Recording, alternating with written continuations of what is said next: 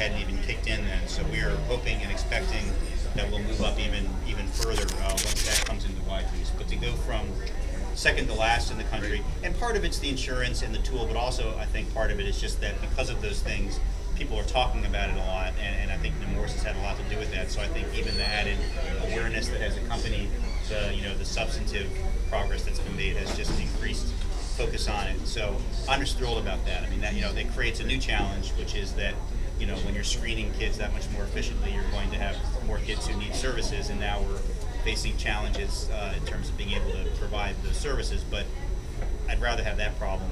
At least we know sort of what we're dealing with. On that front, the second piece of good news, I think, and it's literally happening, yesterday and today, is that in the state budget is what should be the final piece of funding that is necessary to get a speech language pathology graduate program started at the University of Delaware, which we're one of, I think, 2 states in America that doesn't have a graduate program in speech language pathology in state. And the consequence of that is that if you want to be a speech language pathologist, you have to leave the state to do it.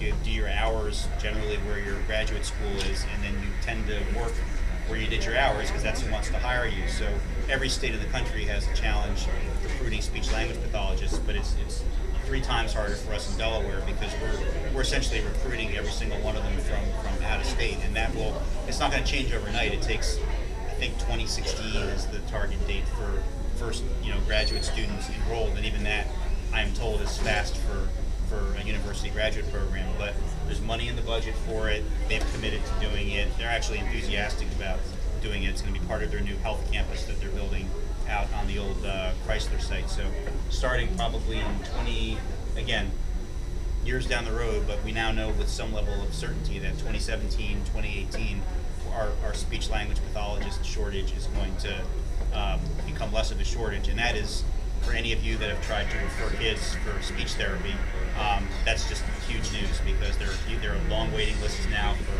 for toddlers in the public school system. They're shorting kids who should be getting more of it because they just can't get enough people in the schools doing it. So I think that's also very, very encouraging news as well. So those are, I think, pretty big things. There's obviously a lot going on that's changing with the practice of medicine generally, with the Affordable Care Act and the increasing use of electronic medical records, any of which I'm happy to talk to you about. But those are, I think, 2 pieces of pretty significant good news that we're really on the health front. I got a homegrown girl who'll be ready for the graduate program. Yeah. my daughter's studying speech language pathology down in Maryland. So it's a great job. I mean, you study it and you get hired like that. So it's a great field. She'll need a graduate program in 2 years. So. Awesome. Perfect. And part of the funding, by the way, there are going to be scholarships associated with the program, and the scholarships are, the students who get the scholarships will have to make a commitment to come back to Delaware for some period of time after they get their degree and work in Delaware. So we want to, we don't want them, once we got them here, we want to keep them here. Does anybody have any questions for me about any crazy stuff going on in Dover during the last week, or healthcare in general? Healthcare, there's plenty of it. I don't know too if you just want to talk about the faith-based work that you've done, like with what Raina's doing in your office, and we recently had a faith-based summit, and some of us were able to go. We've got we have another challenge we have in Delaware is a shortage of families that will take in kids for foster care. We have about 800 kids in foster care at any given time, and about 400 families who are willing to provide, open their homes to them and provide care to them. And they're doing, those 400 families do fantastic work, but the numbers just don't match up. And so the consequence of that is we've got some families that have 2 kids when really they ideally would only have 1 or 3, when 2 would be a better fit. A lot of these kids, there's not a lot of happy stories, in terms of how kids come into foster care, and a lot of them are, there are some fairly serious cases where you have some kids that are coming into foster care who have some issues that are, predictable given what they've been through. And ideally, you like to have families that have some experience dealing with, with kids that have whatever particular kinds of issues they're presenting with, and we can't always do that because, again, we've only got half as many families as we have kids. So in many cases, we're doing the best that we can. But again, and it's not a Delaware problem. Every single state has it. In fact, most states it's worse, and it's not a new problem. I've been involved in kids issues for 20 years, and it's been a challenge that long. But what we started doing a little over a year ago was we started making a very directed effort to try to go to houses of worship and encourage them to recruit from among their congregations, churches, synagogues, whatever the case is.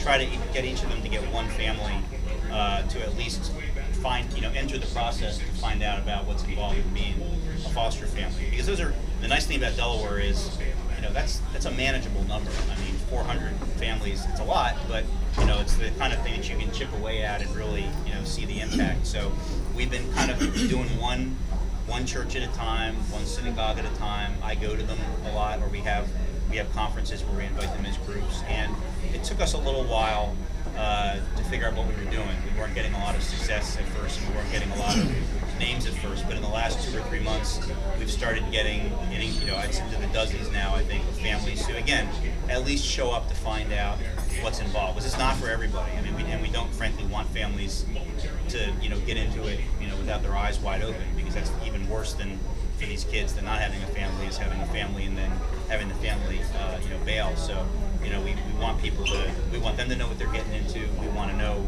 what they're all about. So we're, being careful about just taking care of these kids. But it's been a real boost in terms of, an inflow at least of interested candidates coming into the system. So that's going to be, I'm 6 months into this, into 4 years, and 3 years and 6 months from now, we're still going to be at this, and we won't be at 400. But my hope is that if we keep at it for the next 3.5 years, that we'll be able to get those numbers closer to where they need to be. Are they going to be coming over to the Senate? Not today. I don't think. recommend it. Yeah. Today. Today is how I recommend it. NHPS did a little tour of Legislative Hall about a week or so ago. So, but I didn't really include, just because I knew it was the last week of session. It's not. I don't even think they accept tours the last week. People just aren't in the best mood. Yeah. But the House already passed the state budget, or the budget bill. Tuesday, wasn't it, or yesterday? Yeah. The House passed it yesterday. Yeah. So I'll tell you, I won't name him, but there's one. You'll know who it is. There's one senator who every year votes against the state budget, and he basically makes the same speech every year about why he's voting against the state budget. And I saw him yesterday, and I actually offered to write it for him this year because I've heard it now, 4 times. So I think I could actually do it. And I said I could probably get it down from, 7 or 8 minutes down to 3 minutes. So if time allows this year, I may write his. I'm for the state budget, but I may write his speech against the state budget for him just to shave 5 minutes or so. Well, it's a big improvement because they went from passing it in the weaning hours of June 30th to doing it a couple days early and actually trying to let everyone see it and be more transparent. And it's a very lean budget because the money's short, but there is money in it for this speech pathology program. There's $3 million new for child mental health programs, both in middle schools. And I forgot, it was stupid of me, I forgot to mention it. One of the other things that the $3 million is going to pay for is, right now, Medicaid and CHIP will not reimburse pediatric practices for consults with psychiatrists. If you have a kid who presents with a mental health issue now, you need to refer them to a psychiatrist, and they have to wait for however many months it is to get in to see the psychiatrist. Under Medicaid, Blue Cross will reimburse you. Most of the private insurers are ahead of us on this, and they realize that it's probably faster and less expensive for a pediatrician or a family doctor to do a write-up on the kid, get on the phone with a psychiatrist. Not every kid needs to see a psychiatrist personally, and doesn't need to wait for 3 months, and doesn't need to pay all the extra money. So Medicaid and CHIP, under the budget that's getting passed, will be allowed to reimburse pediatric practices for the first time for doing what I just described, and the psychiatrists can get reimbursed for it now also. So there are some positive things in the budget too. Yeah, Mark has been out in front on all this stuff. Yeah. Johnny. Thank you. Thank you for letting me, I didn't want to take up all the mayor's time. I probably did and then some, but No, you're fine. thank you for letting me